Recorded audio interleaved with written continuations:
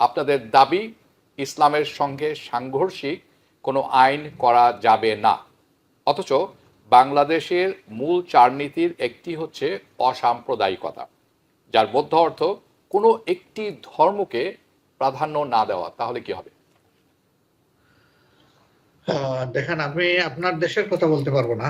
আমাদের দেশ ব্রিটেনের ডেমোক্রেসিকে মডেল হিসাবে ফলো করে, এটাকে আমরা ওয়েস্টমিনস্টার ডেমোক্রেসি বলে থাকি। সেই দেশে প্রধানমন্ত্রী নির্বাচিত হওয়ার পরে বা অ্যাপয়েন্টেড হওয়ার পরে তিনি গিয়ে একটা জায়গায় শপথ নেন। সেই দেশেও কিন্তু অনেক ধর্ম আছে, কিন্তু তিনি একটা ধর্মের উপাসনালয়ে গিয়ে তিনি কিন্তু শপথ নেন। কেন? এটা কেউ আপত্তিও করে না, এটাকে কেউ নেগেটিভলি দেখেও না, বিকজ সেই দেশে খ্রিস্টিয়ানিটি সেখানে ইয়ে করে, তারা মেজরিটি। তারা যেহেতু মেজরিটি, এটা কেউ আপত্তি করে না।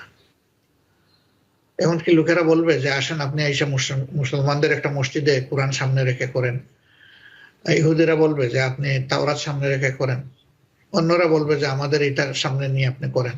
কেউ তো বলছে না এটা। তার মানে হচ্ছে কি, যে ধর্মটাকে সম্মান করা হয়।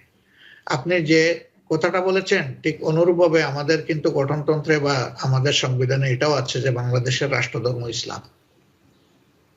আমি জানি এটা আপনারা জানেন, আমরা তো এর বাইরে কিছু বলিনি ভাই।